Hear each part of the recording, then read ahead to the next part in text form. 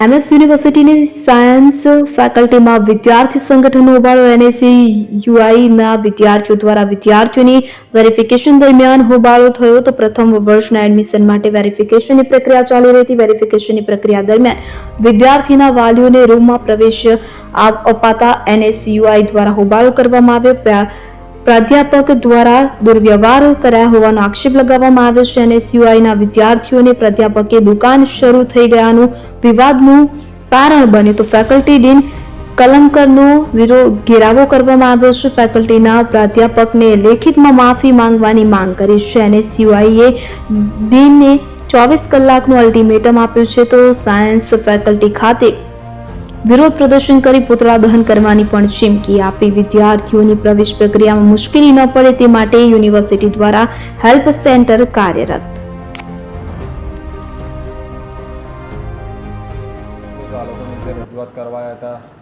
હમણાં FYBSની એડમિશન ચાલે છે.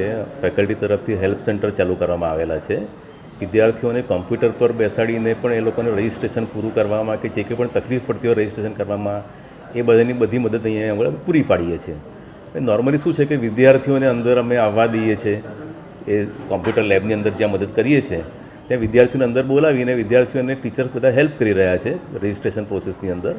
હવે કોઈ વખત એવું બની શકે કે કોઈ વિદ્યાર્થીને સમજ ન પડતી હોય અને એને વાલીની મદદની જરૂર હોય તો એવા કેસમાં વાલીને અંદર આવવા માટે અમે પરમિશન આપી હશે. હું તો ડીન ઓફિસમાં બેઠો હતો. સેન્ટર પર શું થયું મને એમ જોવા તો ખ્યાલ નથી, પણ વિદ્યાર્થીના વાલીને અંદર આવવા દીધા હશે. એટલે વિદ્યાર્થી નેતાઓએ એવું કીધું કે તમે બીજા વાલીઓને નથી આવ્યા આ વાલીને કેમ આવવા દો છો, તમારા સગાવાલા છે, તમે એમને બોલાવીને એસીમાં બેસાડો છો. એટલે વાદ વિવાદ ચાલુ કરી દીધો.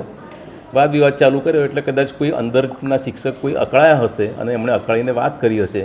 એટલે આ લોકો જીદ પર ચડી બેઠા છે કે એ શિક્ષકે અમારી જોડે આવી રીતના કેમ વાત કરી, એમની માફી મંગાવો, એમને અહીંયા બોલાવો, એમને માફી મંગાવો. એ લોકો માફી, એ ટીચર માફી નહીં માગે ત્યાં સુધી અમે અહીંથી અહીં હટીએ, ફેકલ્ટીને તાળા લગાવી દઈશું. આવી બધી વાત એમણે કરી. સંપર્ક કર્યો ટીચરનો? જે રીતના આરોપોએ વ્યવહાર કર્યો ટીચરનો સંપર્ક હું ચોક્કસ કરીશ, પણ હું ટીચરને વિદ્યાર્થીઓની સામે બોલાવીને વિદ્યાર્થીની માફી મંગાવડાવું અને વિદ્યાર્થીઓ જે એગ્રેશનમાં હોય એ ટીચરની જોડે શું વ્યવહાર કરી શકે એ રીતના મારે ટીચરને રિસ્કમાં ના રાખી મૂકાય. મારે પોલીસ મેં નથી બોલાવી. બરાબર, આપ ડીન છો, આપ સત્તા આપની પાસે, તો આવી રીતે પોલીસને ફોન કરવાની સત્તા કોણે આપી છે? એ શક્ય છે કે યુનિવર્સિટી એડમિનિસ્ટ્રેશનમાં પણ કદાચ કોઈએ જાણ કરી હશે. હેલ્પ સેન્ટરના લોકો છે. હેલ્પ સેન્ટરનું કંટ્રોલિંગ યુનિવર્સિટી હેડ ઓફિસથી પણ થાય છે. એટલે હેલ્પ સેન્ટરના વિદ્યાર્થીઓ રજૂઆત કરવા આવ્યા હતા અને એમાં પોલીસ બોલાવી એ કેટલી હદે યોગ્ય છે? ભાઈ, પોલીસને મેં નથી ફોન કરીને બોલાવી, તમે પોલીસને પૂછી જુઓ.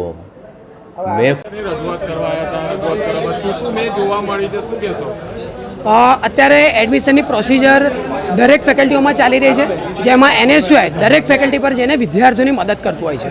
યુનિવર્સિટીના સત્તાધીશોએ હેલ્પ ડેસ્ક મૂકવાની વાત કરી હતી, પણ એ હેલ્પ ડેસ્ક ખાલી મૂકવા ખાતરની છે.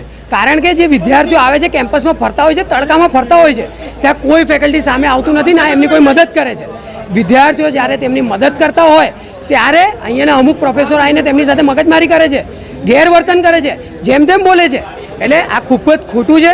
આજરોજ NSCUIને આ એક વિદ્યાર્થી સાથે થયું તેની જાણ આજરોજ અહીંયા સાયન્સ ફેકલ્ટીના ડીનને કરવામાં આવ્યા હતા, પણ ડીન દ્વારા પણ યોગ્ય જવાબ આપવામાં આવ્યો નથી. જો યોગ્ય એક્શન આવી ફેકલ્ટીઓ પર નહીં લેવામાં આવે તો યુનિવર્સિટીમાં હેડ ઓફિસ ખાતે જઈને NSCUI આ વસ્તુનું આવેદનપત્ર આપશે. સાથે સાથે આ વસ્તુની જાણ સયાજીગંજ પોલીસ સ્ટેશનમાં કરીને પણ આવા જે બી પ્રોફેસરો છે તેમના વિરુદ્ધ